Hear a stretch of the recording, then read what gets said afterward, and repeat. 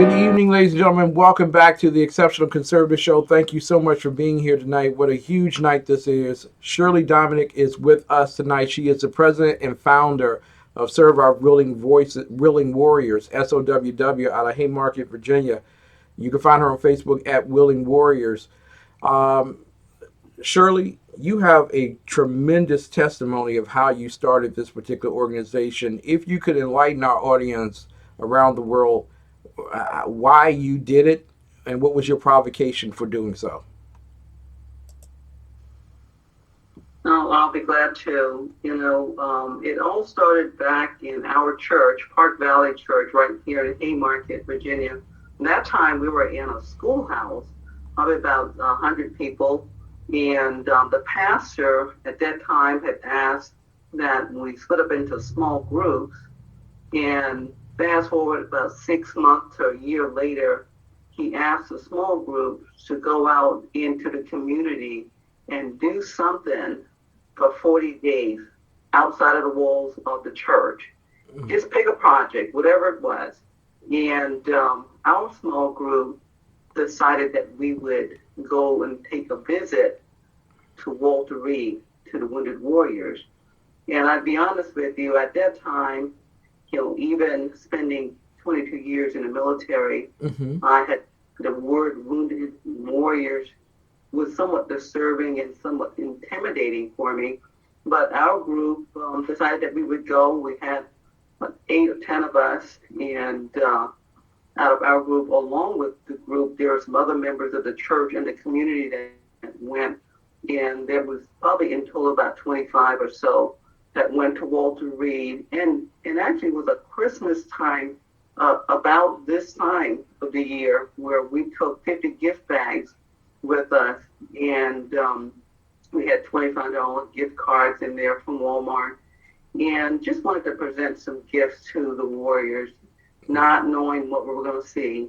And then also along the way, Domino's Pizza heard about us, and they decided that they would deliver pizza so that we could serve. And what was really interesting is the party started at 4:30, and we got there around 3 o'clock.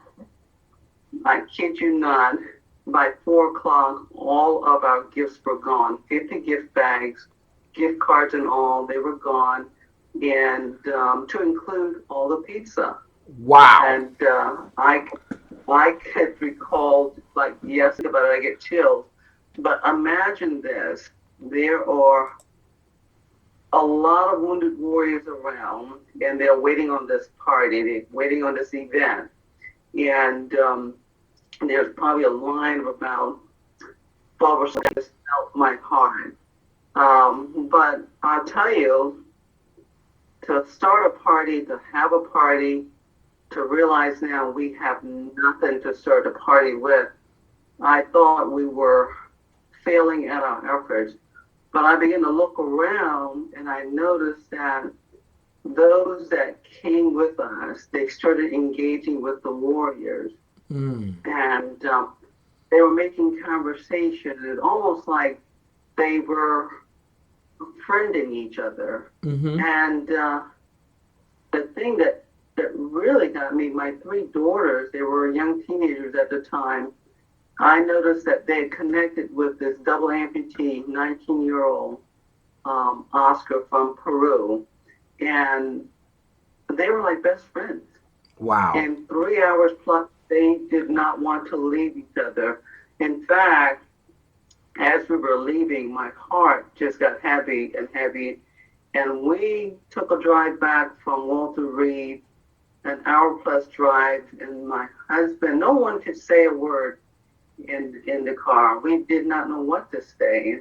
And I think, when I look back, I just felt I left my children behind. And our world finally opened, and we saw something totally different. Had no idea what was going on behind the scenes. So our 9 to 5 that we go to every day, and we come back home and we sit with our families and have no idea that underneath all that, you have warriors and family that are in situation that they had no answer to. They didn't know where to go and what to do, but they were willing to do that for the sake of freedom for our country. Yeah. And so I remember the first word my husband said as we pulled up in the garage, and he was the first person that spoke, and he said, "We got to do more."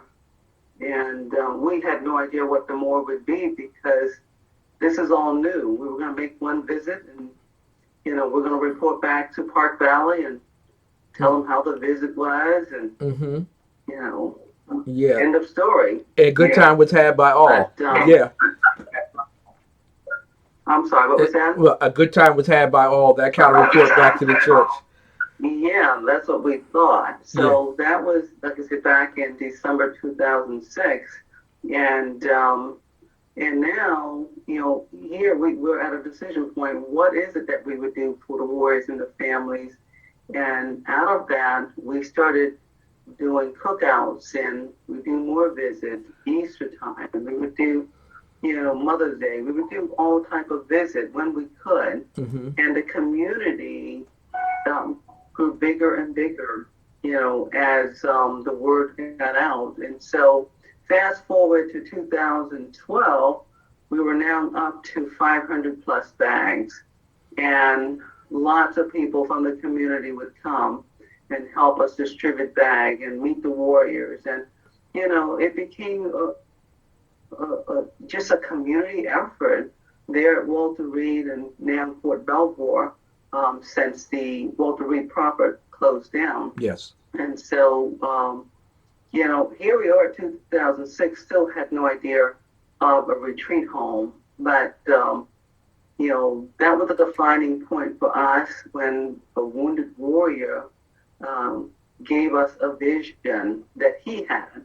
He said it was sitting with him for 2 years, and when we heard his vision about a house, he was very descriptive about the house being on a hill, and it had 77 acres, and he gave some specific description. Had no idea what was going to come out of it. I do know after we had the meeting with him, our very first meeting after we formed the organization in 2012, he left us with such profound words or story or vision that I felt restless that night. And when I got at 4:00 in the morning, and only God knows, I Googled 77 acres, Virginia, as he was talking about in his description. And this particular house, the retreat home, showed up. Wow. And little did I know, I drove out to that house that following morning, and it was 4.2 miles from my house. I never would even go that direction. It was 2 lights down for me. And lo and behold, this house sits. And long and short of the story is that we were able to get financing on the property, which was a miracle. Wow. The community at large, they have now invested over $1.5 million, and they have taken this 11,000 square foot house and completely gutted it and made it handicap accessible. It is a heavenly home to be in, I'm telling you. Now we have warriors and their families that come from Walter Reed, Fort Belvoir on a weekly basis. And we call it giving them a taste of home. It gives them hope, give them comfort, give them peace. It shows that a community really cares about them. And so as we were going through this, for the first 3 years, had no idea again that we would be awarded a grant from Pentagon Pentagon Foundation that gave us $300,000 to build a second home. Wow. And so that second home, the ribbon cutting on it last December, and we're now taking care of 2 families every week from the surrounding areas. It is absolutely amazing and a blessing to see how the community is coming. And now we get to tell, I call it his story, God's story, because people ask the question, how and why. I honestly believe that God has a plan for all of us. And if we quiet our spirit long enough, we can hear him speak. I'm learning in the process that he provides everything, 100% of what we need. He calls, we have to just be open to answer, and he will provide. And so we had our ribbon cutting back in 2015, 4th of July.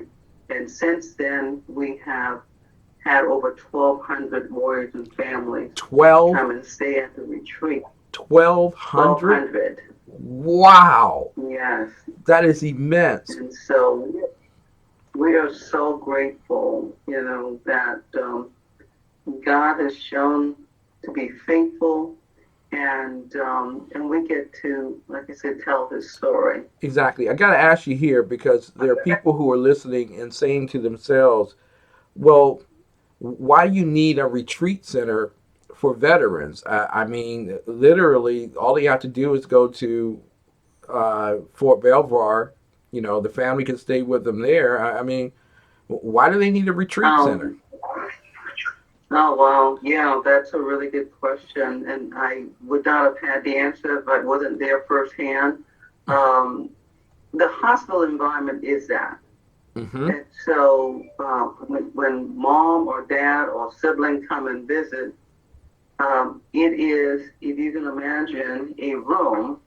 You may have a one bedroom and you kind of living on top of one another. It is not home.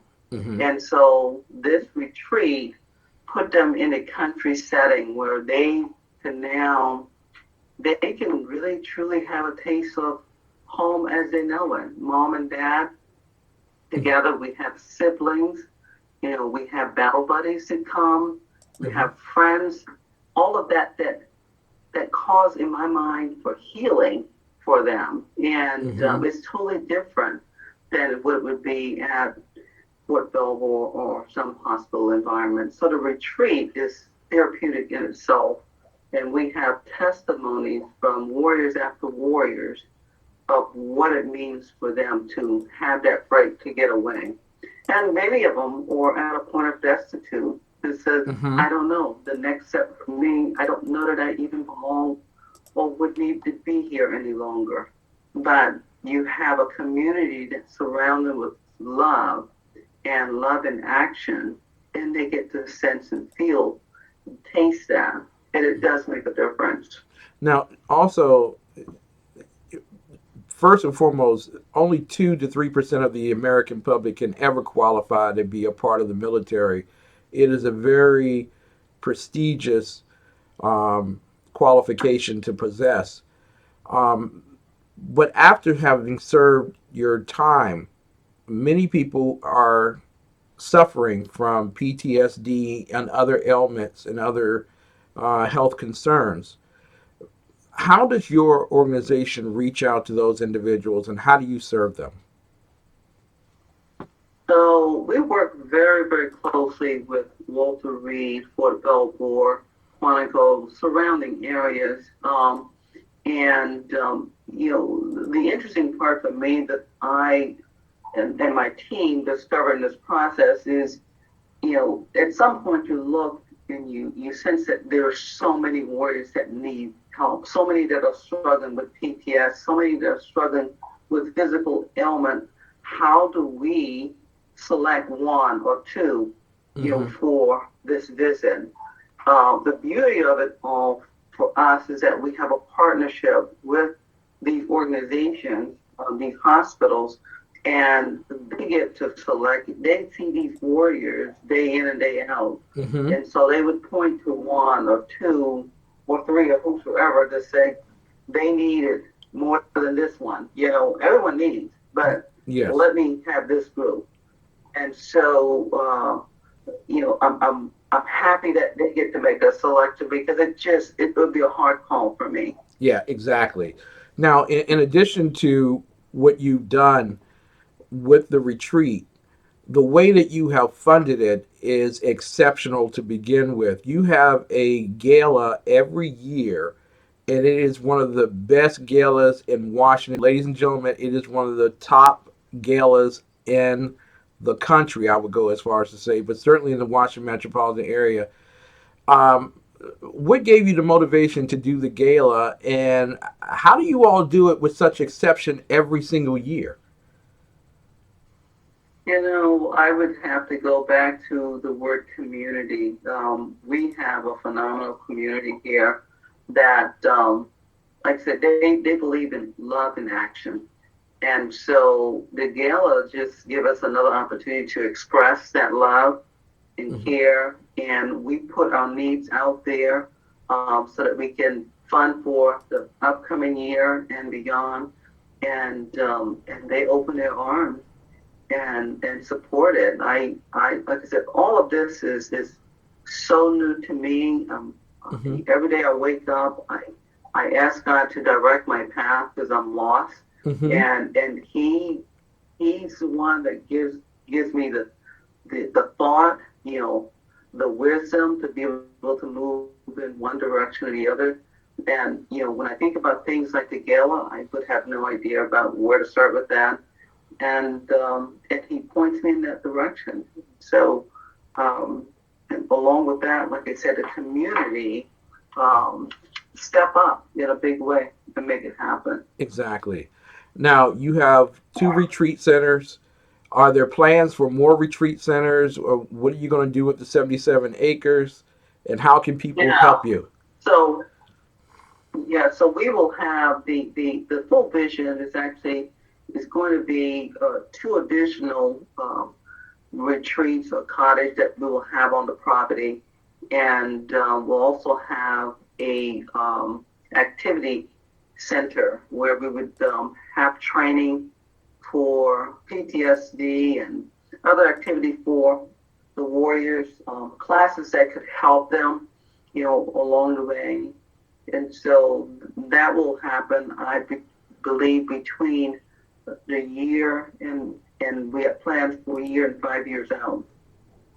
Wow. Now, one of the things you have a big event tomorrow. Am I correct, or was that today, the 17th, where you had the Gold Star Mom Club? We were planning on having her come. Mm-hmm. Unfortunately, she was unable to come. Yes. Yeah, that was a big event for us to have, and it was right on the heel of. Who literally have caught on to your particular vision, want to be a part of your vision, and want to Yeah. see great fortune come from it. Sense of what you do, because you're not just you do the gala, but you have other opportunities for people to volunteer and commit to during the course of the year, like the Reeves at the cemeteries and things of that particular nature. Can you speak to those Yeah. particular things? Yeah, we have a number of opportunities, number of events that we do annually. We have a big bike ride that's coming up in June, and this is the third year that we'll have it. 200 plus riders last year, and it's growing every year. Um, and so those that are not into bicycle riding, they have an opportunity to bring their motorcycle out too. So we have a polka ride that's coming up in July, as well as a golf event in September. And of course, the finale for us would be the gala, the first Saturday in November. And Ex- so lots of opportunity for anyone to come in and help with these events, or things like beautification day that we have every quarter, can come and help clean, help maintain the place, in whichever fashion you can do that. mhm. Whether it's, tree trimming, raking the leaves, or, gardening, whatever works for you. We have lots of work on that property, and we need lots of hands on. Yeah, on deck. because a lot of people would think, well, because it's a retreat center for veterans, that only people who have veteran experience or been in the military could participate. But you're open to others coming in Um, who have a love and affection for people. Am I correct? oh, absolutely. And I think that's where it starts. It starts really at the heart. You Hmm. know, those that are willing, you know, you don't have to have served already, but those that are willing to be there for our warriors in any form, you know, we open our arms for them because there's a lot of work to do just to maintain the property, to ensure that everyone is taken care of when they come in.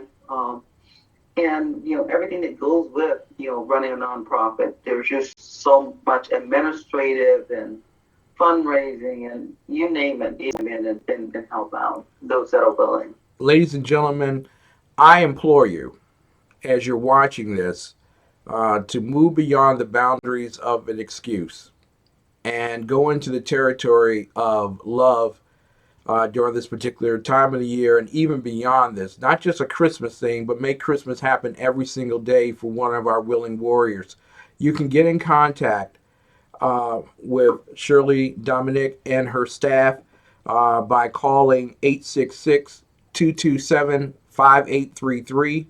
I'm sorry, 5853.